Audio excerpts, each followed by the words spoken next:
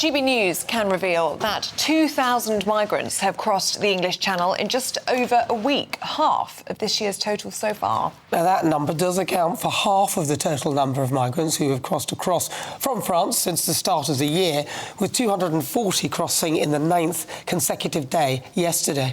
Well, among those who have arrived is a Palestinian man with alleged extremist links, with reports of him sharing anti-Israel and anti-Jewish hate messages online.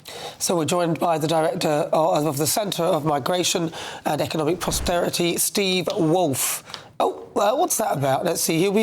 He will appear. Oh, there he is. I thought to myself, my God, he's in the studio. How did he get there? Stephen, look, we now hear that over 2,000 in 1 week. I mean, that must be a record. Keir Starmer talked about smashing the gangs. What do we know? Where is he with this? Well, where is he with this? Nowhere. He's absolutely clearly showing a failure on his government to be able to stop the votes. What he has come out and said is he wanted to stop the gangs. And in doing so, he set up an organisation within government with the sole intention of being able to work with the European Union friends, as he called them, and be able to stop this. The closest that we've got is that France are going to try and change the laws of their own country in order that they will be able to bring boats back that have launched along their 100-mile coast. So far, that's not happened either. So the clear point to us that we can see now is that 2,000 people have come across. The border force are failing to be able to stop them. And what is the resultant costs to Britain? It's going to be about £200 million so far this year is what we're going to pay in housing them, looking after them, dental costs, feeding them. But also the people smugglers are going to make about 100 million so far this year. It's great business for them, and it's great business for anyone involved in this people smuggling business. Looking for repeated appeals, aren't they? Well, they are. I mean, this is what it's saying. What it's saying to me is that no one really is interested in actually stopping the boats. There doesn't seem to be a cohesive policy or a plan from any other government so far. And one has to ask, why are they not stopping the boats? What is it in the interest of government to allow so many people to come across when there are international measures that you can do? We have the law of the sea that says that the British government can return them to France. And France can equally use its own provisions that are there to be able to stop the boats, with particularly when we're paying them over nearly £2 billion in funding since 2014 to help them with their own crisis. Stephen, what should we make of this Abu Wadi who's been in the papers in the past few days? He's a Palestinian man. He's previously called for the slaughter of all Jews and is a former key member of a militant group that terrorised Israel, allegedly. So he came over on Thursday of last week. The Home Office is refusing to comment. They say they don't comment on individual cases like this. But people will be very concerned about this kind of man in this country and his whereabouts. Do you think that Home Office should break protocol and comment on this case? I think people should be absolutely horrified and terrified that we have this type of individual who has blatantly put out on social media his views, which are an anathema to the very basis of British fair values, equality and democracy, that he wishes to annihilate a group of people, a religious group of people, a nation in their own, when back in Palestine. He should not be allowed to even set foot on these shores. However, we've got to also bear in mind that the government is able, under our current UN resolutions, to be able to not allow this person in, even if he claims asylum. So under our own asylum laws, which follow the UN resolutions and follow all the laws that have come in from the ECHR, we have the right to expel this person. But here comes the big point. Do we ever really expel them?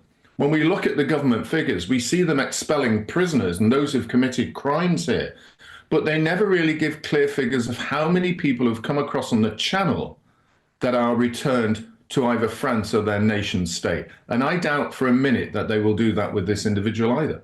Well, we've got to find him first. I think he's gone AWOL. I don't think we know where he is now, which is another problem. When they come here, they can wander the streets without us even... I would absolutely have people confined to wherever they are until they pass or fail their asylum. I don't know why we don't do that. Yeah, anyway. Thank you very much. Good to see you this morning. Really appreciate your time there. That's Stephen Woolfe, Director at the Centre for Migration and Economic Prosperity.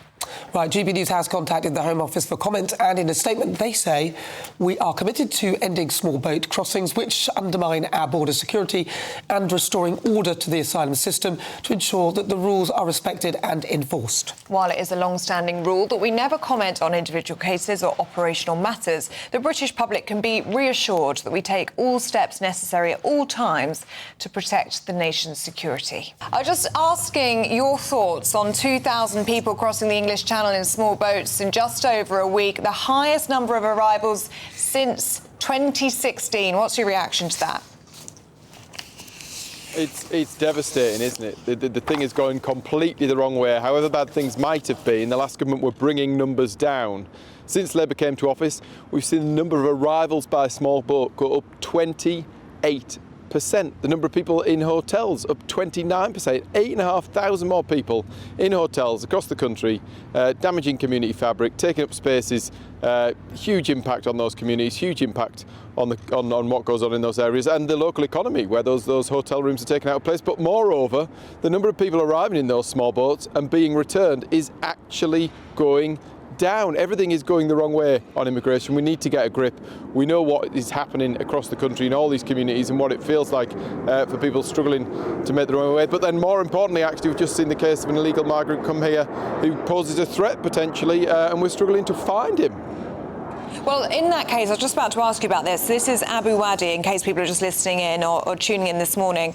So he's a Palestinian male. He's formally called for the slaughter of all Jews and is a former key member of a militant group that's terrorised Israel, allegedly. As the Home Office aren't commenting on this, they don't comment on individual cases. Would you say they need to break protocol in order to talk about this, considering the huge public interest in this case? And if they do know where he is, does he need to be expelled from Britain? I think, you know what, they're huge. I think it'd probably be wrong for me to comment in such a way, but I think actually huge concerns, but it is what it means for illegal immigration. If people arrive in this country illegally and we have no idea who is coming and going, obviously there is a threat, obviously there is a huge concern. This guy's got to be found, he's got to be found very quickly. OK, so, look, what would you guys have been doing, though? What do you think the solution is to this? Because, let's be quite frank, it was your government that enabled huge levels of legal migration. And, of course, you did put forward Rwanda, but that never really got off the ground, pardon the pun. So I'm just wondering, what would your policy be to stop all of this? There are several things. Rwanda is a big part of that, having a deterrent. So we put into law the principle that if you arrive in this country illegally, you would be detained and you would be removed. That is the right thing to do. That's the reason that these people will stop paying terrible people smuggling criminals to get them into this country. That's the right thing to do. We need to deter people from getting in the boat in the first place. We've also said that we will put a cap on immigration into this country. We'll put a legally binding cap. We will only allow so many people into this country at any given time. So on illegal migration, that's where we're at. Moreover, there is a bill going through that House at the moment that will see people for the first time. The government is scrapping the principle that if you come here illegally, you will be able to become a British citizen. That is wrong. That sends a message to people out there considering getting in those boats. Get on with it. That's what they're telling them. Actually, this Labour government is responsible for making this matter so much worse. But then on legal migration, we've said we'll put a cap in place. We've said actually, well, we'd already created a system whereby you could only bring so many dependents with you. That drove those numbers of legal migrants down. In April this year, we would have seen a salary threshold introduced that meant you had to be earning £38,000 in order to bring a dependent here. That's the right thing to do. If you bring someone here, you should be able to fund them and support them. The government have scrapped that. They're making everything so much worse, and the consequences are there for everybody to see.